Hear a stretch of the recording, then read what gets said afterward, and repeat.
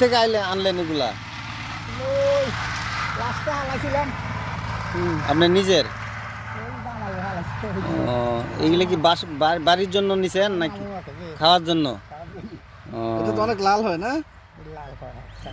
এটা কোন জাতের আপনি নাম জানেন? এটা কোন জাতের লাল শাক? তো বিভিন্ন জাতের আছে।